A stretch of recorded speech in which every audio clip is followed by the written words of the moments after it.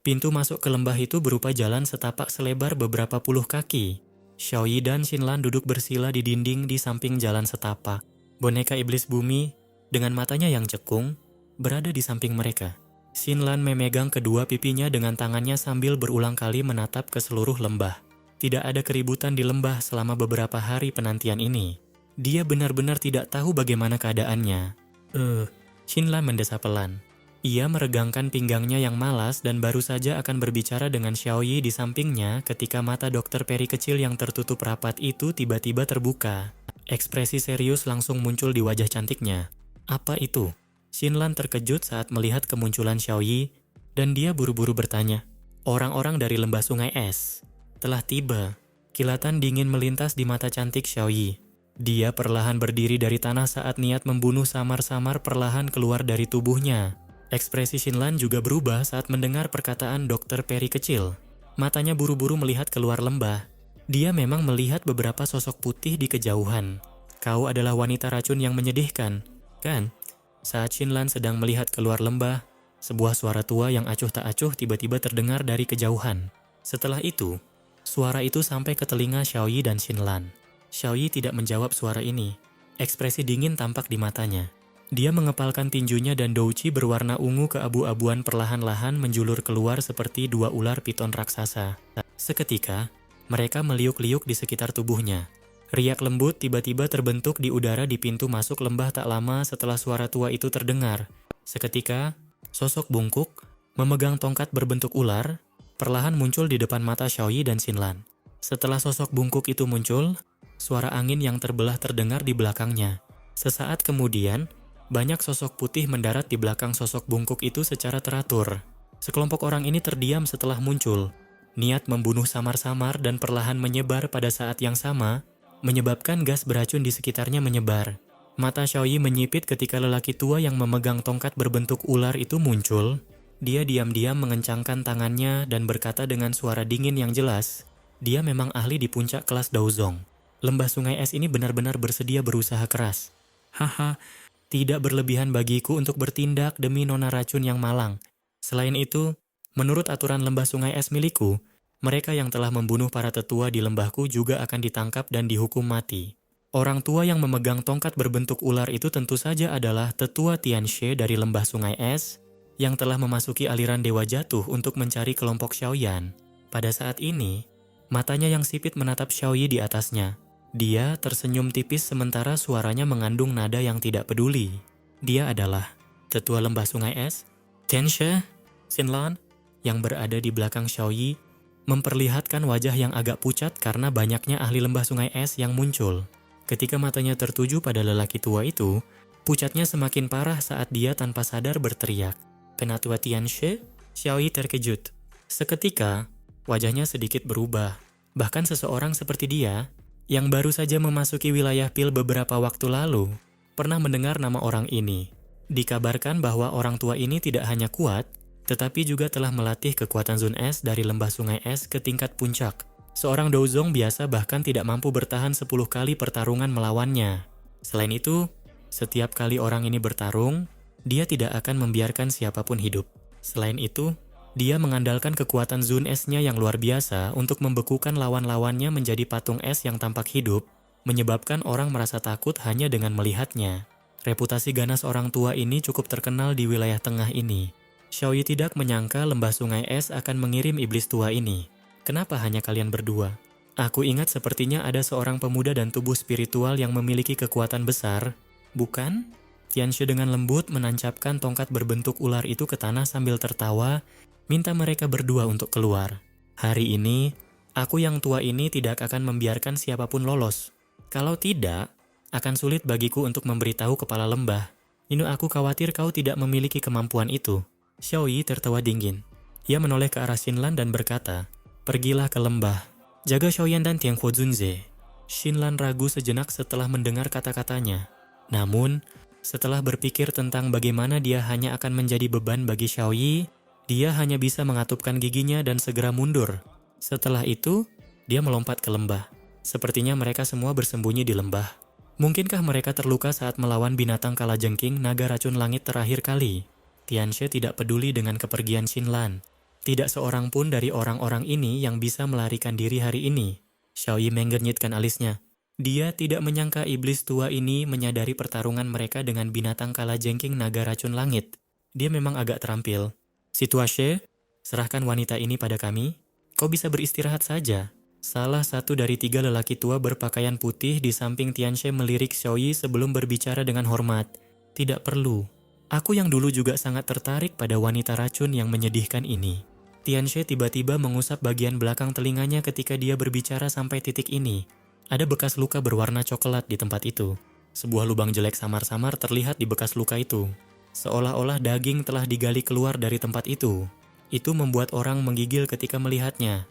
Tianxie mengusap bekas luka coklat itu. Rasa dingin tiba-tiba muncul dari kedua matanya.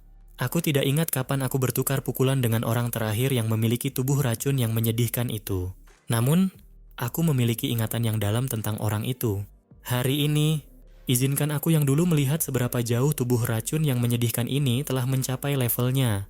Nah, ketiga lelaki tua berpakaian putih itu saling berpandangan setelah mendengar ini. Tak seorang pun dari mereka berani mengatakan apapun lagi. Dikalahkan oleh ahli yang memiliki tubuh racun, menyedihkan saat itu telah meninggalkan bekas luka berdarah di hati Tianxie. Mereka tidak berani mengatakan apapun tentang masalah ini.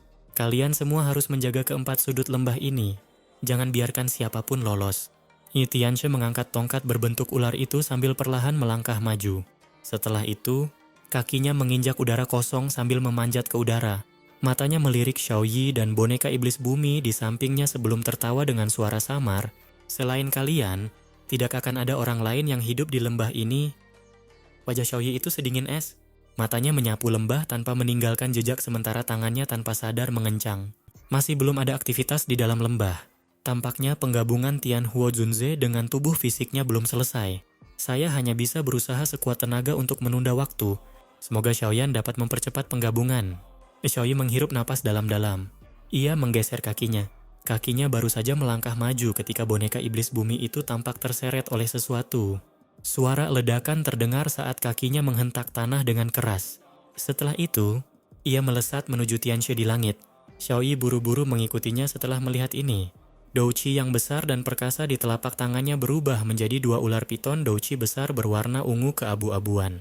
Mereka mengeluarkan suara mendesis saat mereka memotong udara di kejauhan dan menggigit Tianxie.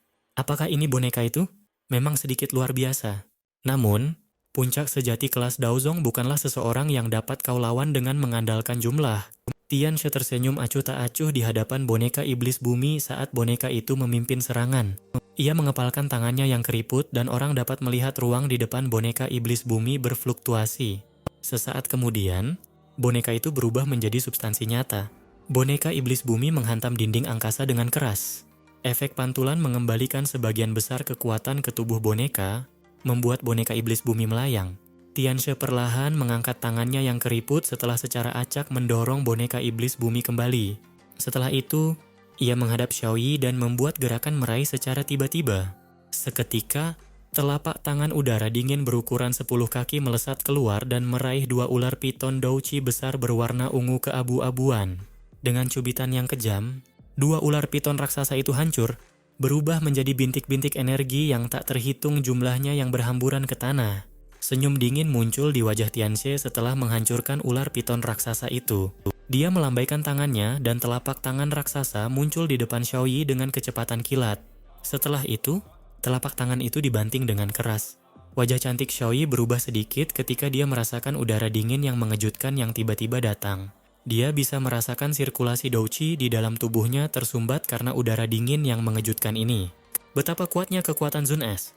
Keseriusan muncul di wajah Xiaoyi. Douqi berwarna ungu keabu-abuan yang pekat dengan cepat keluar dari tubuhnya.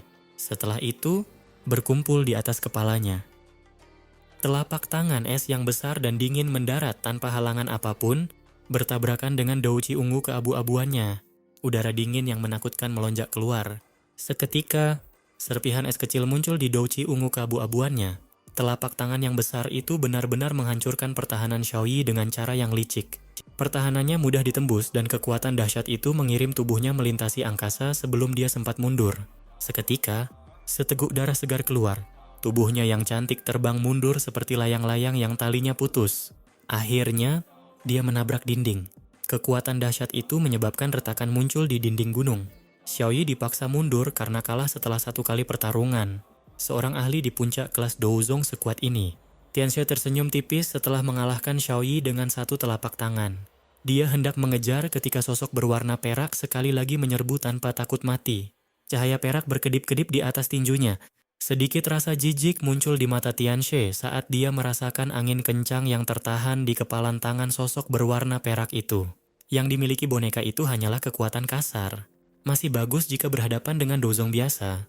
Namun, tidak diragukan lagi itu hanya tindakan gegabah terhadapnya. Udara dingin seputih salju dengan cepat berkumpul di tangan Tianxie. Dalam sekejap mata, udara itu berubah menjadi tinju es yang menghantam ke depan. Tinju es dan tinju boneka iblis bumi bertabrakan dengan kecepatan tinggi dan menimbulkan dampak besar. Serpihan es langsung berterbangan ke segala arah. Tianxie tertawa dingin saat serpihan es melesat keluar dari tinju esnya, dan lengannya tiba-tiba bergoyang aneh, seperti ular, sebelum tiba-tiba bergetar. Kekuatan seperti banjir itu melonjak keluar saat lengan itu bergoyang. Kekuatan ini mengandung kekuatan boneka iblis bumi. Teknik bergoyang aneh itu tampaknya telah sepenuhnya mencerminkan serangan boneka iblis bumi. Kekuatan itu menyebar dalam bentuk riak dan bekas tinju sedalam setengah jari menancap di dada boneka iblis bumi. Jika tidak memiliki kehidupan atau merasakan sakit, kemungkinan tangan Tianxie akan membunuhnya. Meskipun demikian, boneka iblis bumi tetap terlempar dengan keras. Akhirnya, ia menghancurkan beberapa batu besar sebelum tertancap dalam di dinding gunung.